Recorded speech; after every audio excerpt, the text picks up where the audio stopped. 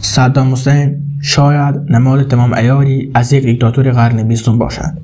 مردی با جاه طلبی بزرگ، زبانی آتشین و روی سرکوبگر. در دوران او عراق پر از مجسمه ها، شعارها و چهره هایی که فقط یک نفر نشان میدادند بود، یعنی خودش. اما چطور مردی که در نگاه اول قدرتمندترین چهره خاورمیانه بود به یک باره در سوراخی زیر زمین مخفی شد؟ این داستان فقط روایت یک سقوط سیاسی نیست، روایت اشتباهات بزرگ تاریخی، تحقیر مردم و شکست‌هایی است که به ظاهر با اقتدار پیش می‌روند اما درونشان پوسیده‌اند.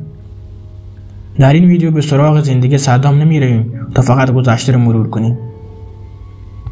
ما اینجاییم تا تحلیل کنیم، ببینیم چه شد که یک حاکم مستبد با حمایت‌های جهانی به دشمن شماره یک جهان تبدیل شد و آیا میشد جلوی این سقوط را گرفت یا نه؟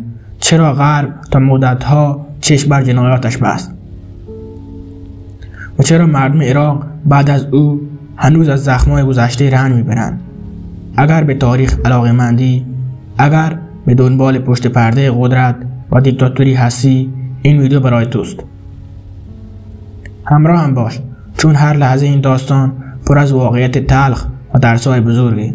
سقوط صدام فقط پایان یک فرد نبود، آغازی از بی‌ثباتی در منطقه بود و شاید از دل همین تاریخ آینده ما را بهتر بتوان بفهمیم. پس بزن بریم سراغ ویدیو. صدام حسین در سال 1937 در روستایی به نام العوجه در نزدیکی تکرید به دنیا آمد. پدری نداشت و از همان ابتدا با سختی بزرگ شد. فقر، تحقیر و خشونت را با گوشت و پوستش لمس کرد. در کودکی بارها فرار کرد و به دامن خاله‌اش پناه برد، زنی که بعدها تأثیر زیادی بر شخصیت سیاسی او گذاشت. در نوجوانی وارد حزب بعث شد، حزبی با ایدئولوژی پان عربیسم و ضد غربی که خواهان اتحاد جهان عرب بود. صدام به خاطر مشارکت در ترور نخست وزیر عراق به مصر گریخت و در آنجا تحت حمایت جمال عبدالناصر قرار گرفت. او در مصر آموزش دید، سیاست خواند و از فضای انقلابی آن دوره در سال 1968 کودتای موفق بعثی‌ها باعث شد صدام به معاونت ریاست جمهوری برسد. اما عملاً او همه کار عراق شد بدون اینکه مسئولیت رسمی ریاست را داشته باشد.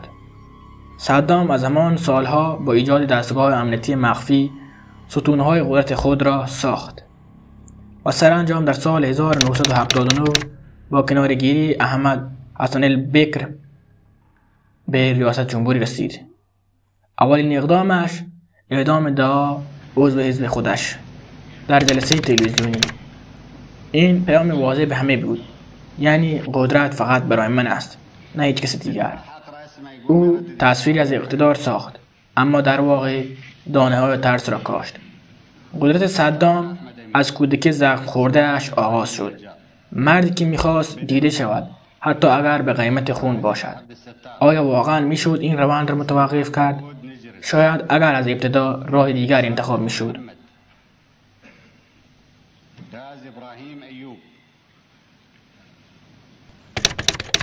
در سال 1980 صدام احساس کرد زمان برای حمله به ایران مناسب است. انقلاب اسلامی تازه پیروز شده بود و ایران هنوز ارتش منسجم نداشت. او توافق الجزایر سال 1975 را یک طرفه لغو کرد و جنگی را آغاز کرد که تصور میکرد ظرف چند هفته تمام می شود. اما مقاومت شدید ایران همه نقشه های صدام را نقشه برآب کرد. در این جنگ او نه تنها از سلاح‌های متعارف بلکه از سلاح‌های شیمیایی هم استفاده کرد. مردم ایران در دفاع مقدس ایستادند و جنگ به یک نبرد فرسایشی تبدیل شد. 8 سال نبرد، صدها هزار کشته، میلیون‌ها آواره و میلیاردها دلار خسارت نتیجه نهایی این جنگ بود. اما این پایان فاجعه نبود. صدام حتی علیه مردم خودش در شهر حلبچه از گاز شیمیایی استفاده کرد. او نه تنها دشمن را بلکه مملکت خودش را هم قربانی قدرت طلبی کرد. در این جنگ صدام حمایت گسترده از غرب و کشورهای عربی داشت، چون همه از انقلاب ایران می‌ترسیدند. اما در نهایت عراق و بدهی سنگین و نارضایتی گسترده داخلی تنها ماند.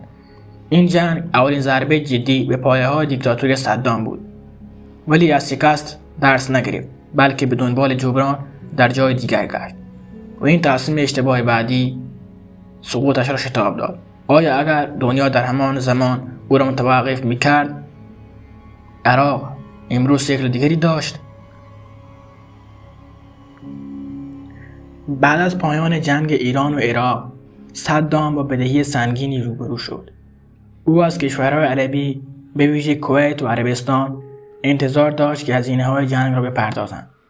اما کویت نه تنها کمکی نکرد، بلکه تولید نفتش را افزایش داد و باعث افت قیمت نفت شد.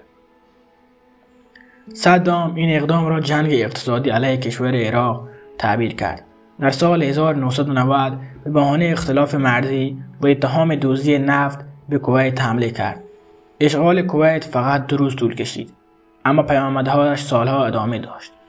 جهان به سرعت واکنش نشان داد. ائتلاف بین المللی به رهبری آمریکا شکل گرفت.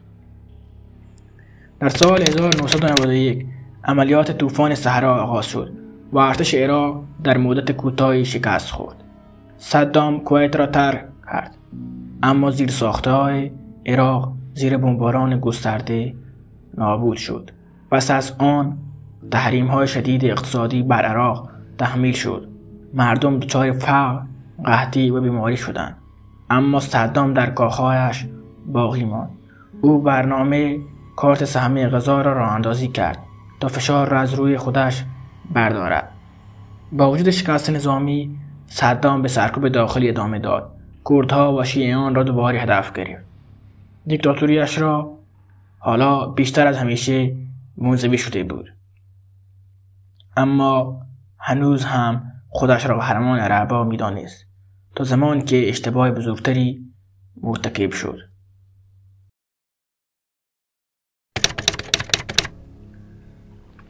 پس از حملات 11 سپتامبر، آمریکا تمرکز خود را بر خاورمیانه افزایش داد. جورج بوش عراق را جزو محور شرارت معرفی کرد. اتهام ساخت سلاح‌های کشتار جمعی بهانه حمله به عراق شد. در مارس 2003 نیروهای آمریکایی با همراهی بریتانیا به عراق حمله کردند. ارتش عراق به سرعت فرو پاشید. هیچ مقاومت جدی صورت نگرفت. مجسمه صدام در میدان فردوس بغداد فرو ریخت. تصویری نمادین از سقوط دیکتاتوری. اما صدام فراری بود. به مناطق اطراف تکریت گریخت و در مخفیگاه‌های زندگی میکرد. در سال 2003 و در ماه دسامبر 2003 در یک عملیات ویژه او را در سوراخی زیرزمینی دستگیر کردند. تصاویر او با چهره خسته و آشفته دنیا را شوکه کرد. در دادگاه بابت جنایت علیه بشریت محاکمه شد، به ویژه برای کشتار مردم دوجیل.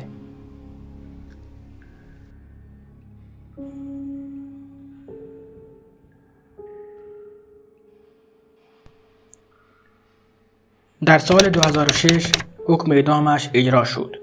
او تا لحظه آخر ادعای قهرمانی داشت. ویدیو اعدامش مثل خودش جنجالی بود. برخی آن را پایان دیکتاتوری دانستند، برخی آغاز بی‌ثباتی. با رفتن صدام عراق وارد دوره تاریک‌تر شد. جنگ‌های فرقه‌ای، داعش و ایرانی بیشتر. اما سقوط صدام یک پیامد جهانی داشت.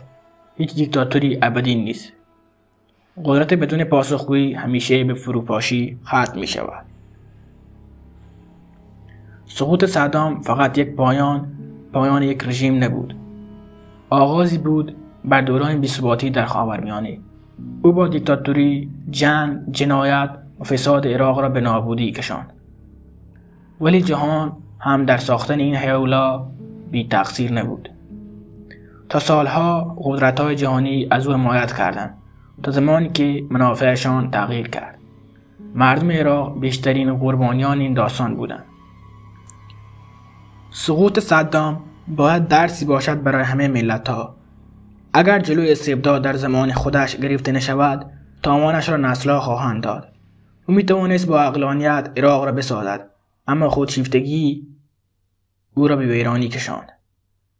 امروز پس از سالها از مرگش هنوز خاک عراق از زخم‌های آن دوران خونچکان است و هنوز هم در جهان دیکتاتورایی هستند که از تاریخ درس نگرفتند. این ویدیو فقط درباره گذشته نیست، درباره آینده ما هم هست. آینده‌ای که با آگاهی، صداقت و مطالعه‌گری ساخته می شود، نه با ترس و سانسور. اگر این روایت برات مهمه، حمایت کن، نظر بده و با دیگران به اشتراک بذار. یادت نره تاریخ فقط درس نیست، آینه‌ای برای امروز ما. اگر دوست داشتی کانال ما را سابسکرایب کن و این ویدیو را لایک کن. تا ویدیو بعد، خداحافظ.